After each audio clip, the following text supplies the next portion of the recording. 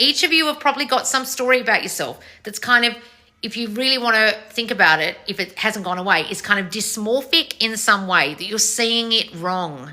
You're seeing it wrong. It's like you're looking in the mirror as an anorexic and you can't see your body as really, really thin. You're seeing it as fat, but everyone else can see the thinness.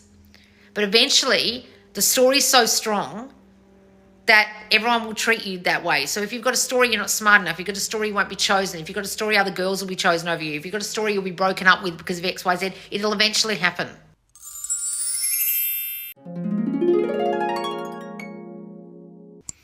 All right, guys, let's do a Loz lesson that actually ties into the Glow Up Challenge, and this is going to be my personal story, and someone's actually asked for it in the squad. Now, those of you who've watched me for a long time will know that I've had body dysmorphia for all my life. Now, I didn't actually know I had it until I went to a therapist, and they were like, this is what you have. I'm diagnosing you. And I was like, oh, and it was so severe that I was actually sent to group therapy for it. Not with other people with body dysmorphia, just a general group therapy. But she was like, you know what your stuff is, but you need some tools to fix it, right? I've always been very self-aware, but the ability to fix it was kind of hidden from me because I didn't want to face it. Now, a lot of my body dysmorphia stuff I didn't even want to deal with, and I didn't even want to understand that I had it. I blacked out and blocked out a lot of my life, a lot of stuff to do with my body dysmorphia. And I'm not going to go deep into exactly why I have body dysmorphia, but just know that I've had it, okay? So this is the question. Loz, can you please talk about your journey with body dysmorphia? For example, how do you physically see yourself one way, yet others see you a totally different way? Ah, yes, that's actually been my whole problem my whole life. What I think people are seeing, what I see. I've started reading psychocybernetics. So this is psychocybernetics here that I've spoken about in a series of videos on my TikTok. If you don't know this book, go and read it or go and watch those 3 videos in the series that I posted last week. I've started reading psychocybernetics again and realised why it's one of my fave books. I've also noticed a huge amount of people in the gym have body dysmorphia and deep insecurities, perfect for the Glow Up Challenge. Now, the Glow Up Challenge is on right now on my squad, and it's not just about changing physically, it's about changing mentally. And the reason why this is so important to me, this challenge, is I never changed mentally, so whatever I did physically didn't work. Now, this book is about the same thing. This is about everyone going for plastic surgery with this surgeon and not changing their thinking about themselves. And didn't matter what this surgeon did in the 50s and 60s, he realized the people with really deep insecurities, really deep mental stories, really deep body dysmorphia about their faces and bodies, didn't matter if he completely transformed them, they couldn't see it. So it's like an obese person that can't see that they've lost weight, or an anorexic that can't see they're anorexic, right?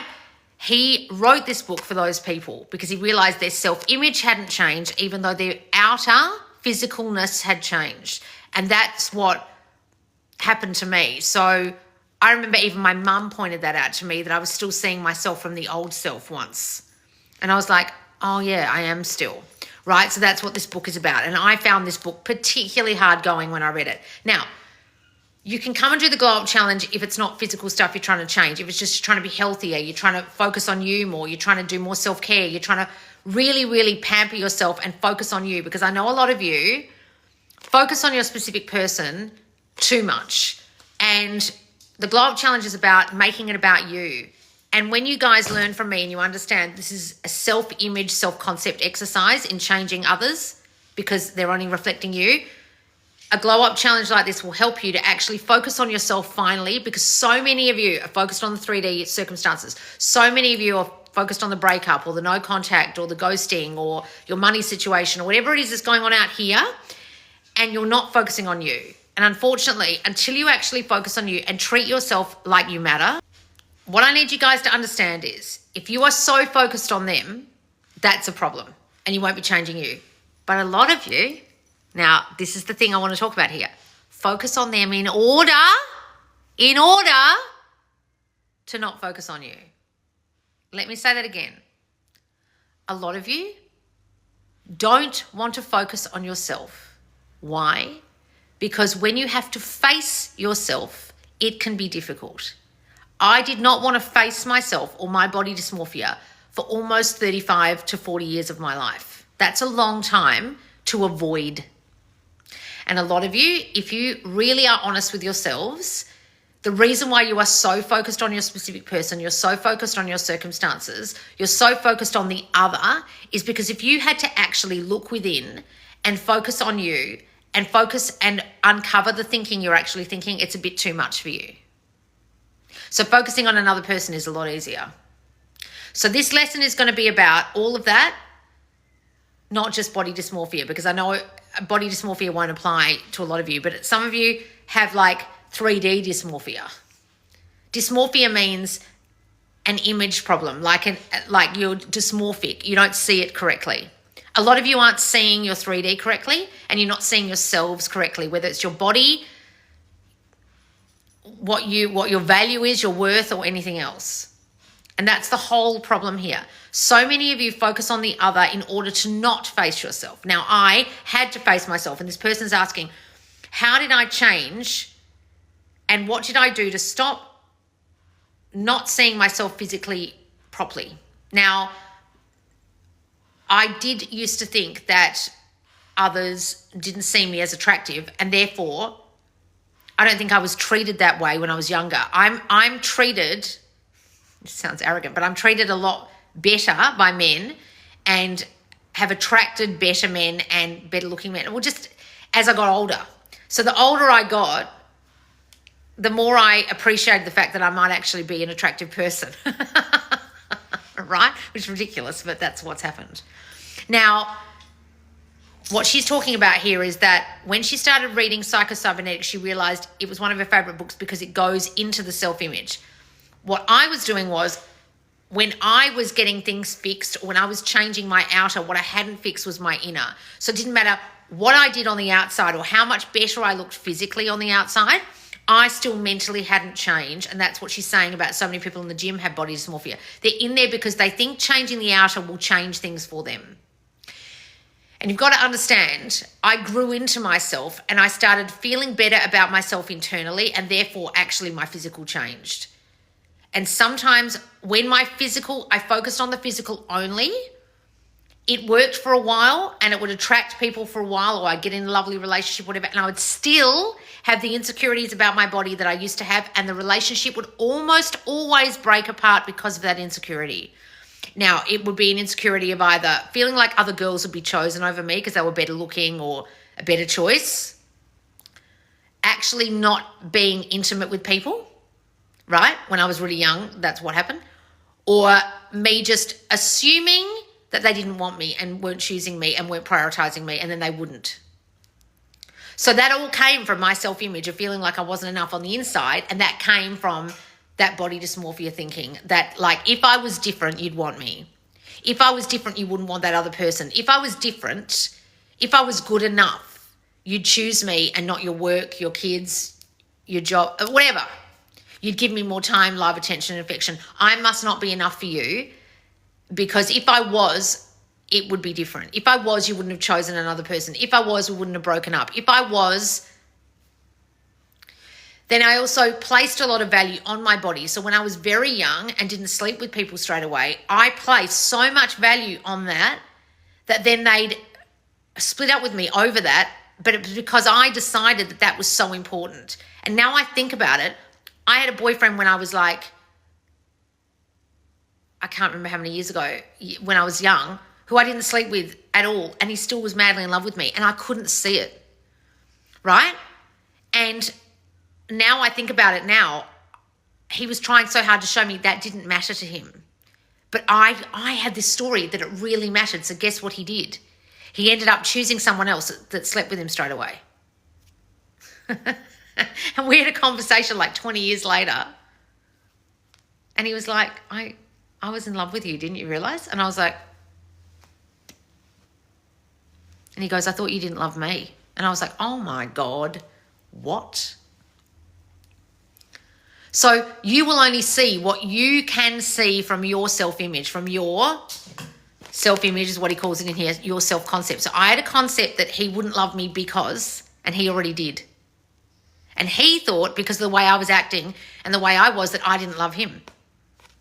The fuck? And it all came from me. And then I had to discover 20 years later that none of that was true. So you've got to understand, guys, you're all seeing the world through the lens that you see the world through. Oh, you're not going to love me, when he did. Right? So body dysmorphia will do that to you, or any dysmorphic thinking you have about yourself. I'm not good enough, special enough. You will leave me. I'll be left because I'm ashamed of what happened to me. You won't want me because of X, Y, Z. So if you've been abused as a child, or there was some kind of sexual abuse or something where you were treated badly, or you were neglected in some way, you will have a very similar thinking about yourself, like you won't want me because, or when you discover this about me, you won't want me, or when you learn the truth about me, you won't want me. It's not just about body stuff. It's dysmorphic about yourself in other ways. I have something to be ashamed of. I have something to hide. I am different in some way and you won't want me. It could be as simple as when you were growing up, you weren't very good at school and you think you're stupid, and you'll always think that people are going to see you that way, and you never got over it, and you never thought any differently about yourself. And you will honestly think in a relationship you won't be chosen even for that. I had a conversation yesterday with someone about how I cannot do maths. Like I literally can't do my times table. And they were just looking at me like, how are you a successful business person? You can't do your times table. Because I've never actually thought that that's going to be a problem. I was like, I'll use a calculator. But you could be a person who thinks that's a huge problem because someone in your mind made out like you weren't smart enough. Someone gave you that kernel of an idea you weren't smart enough. My parents never gave me the idea that I wasn't smart enough. I was smart in all other subjects at school except maths, right? But my parents or my caregivers never pushed me to do my homework or make me feel like I wasn't enough because I was terrible at maths. So I never had that thinking. You could have had that experience and now you've got this dysmorphic story that you're not smart enough or you won't be chosen for jobs or whatever because you're lacking in some area. I don't have that story, but I had it in relationships. You understand? So each of you have probably got some story about yourself that's kind of, if you really want to think about it, if it hasn't gone away, it's kind of dysmorphic in some way, that you're seeing it wrong. You're seeing it wrong. It's like you're looking in the mirror as an anorexic and you can't see your body as really, really thin. You're seeing it as fat, but everyone else can see the thinness. But eventually, the story's so strong that everyone will treat you that way. So if you've got a story you're not smart enough, you've got a story you won't be chosen, if you've got a story other girls will be chosen over you, if you've got a story you'll be broken up with because of X, Y, Z, it'll eventually happen. Right?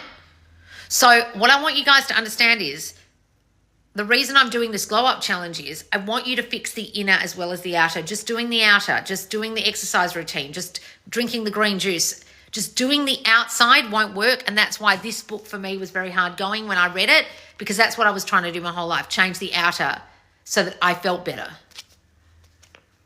Didn't work, okay? Until I changed in here. So in order for this person to do the same, what they would need to do is see themselves physically as enough, but internally talk to themselves as if they're enough. It's not just about the outer. So I did things myself, if you're asking me personally what I did. I remember someone said to me once before I really learned this, that I should say to myself, I have always loved my body unconditionally. Oh my God. That was extremely hard for me to say because I had never loved my body at all, let alone unconditionally. When I started this journey, I really affirmed for myself. And what I would do is I would stand in front of the mirror completely naked and tell myself I'm beautiful just the way I am and I love my body. And I had to do it through tears almost every day. I don't affirm for myself like that anymore because I have stepped into the new state of me who can look in the mirror at my naked body and actually really like it. I never used to even look at it. I used to be like separate from here down. There was like me here and this other thing that I never really took notice of. I can stand in front of the mirror now and see myself and think I look great, right? I'll see flaws in here and there, but I don't hate it.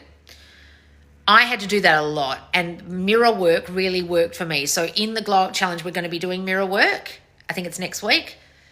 And I want you, if you think that's going to really help you, really go hardcore on that task and continue to do it even after the Glow Up Challenge is finished at the end of August. Right?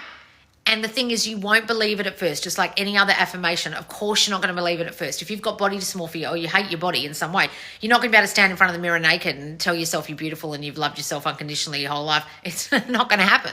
But you have to keep at it. And that's the point of affirming, saying as true something repetitively. And I'm not talking about robotically, just in a repetitive, consistent fashion. Because after a while of doing it, your brain starts to get used to it. Your mind starts to accept the new thinking, and you'll override the old thinking. And that's the point of affirmations. So guys, if you want to come and join us in the Glow Up Challenge, there's lots of different aspects of your physicalness that we're focusing on, but at the same time, your mental. So it could be health, could be being more, drinking juices and teas and doing stuff, pampering yourself, makeup routine, skincare, hair care, sleep tapes, and really focusing on your sleep routine. There's a whole lot going on in this Glow Up Challenge where if you don't think you deserve a really good night's sleep and rest and you have to overwork, you probably won't even give yourself 8 hours sleep. In this challenge, you're going to be like, well, why wouldn't I give myself 8 hours sleep? I've worked really hard. I deserve it. I need to rest. I need my beauty sleep. I'm going to replenish myself because I matter and I'm important and my body is important to me.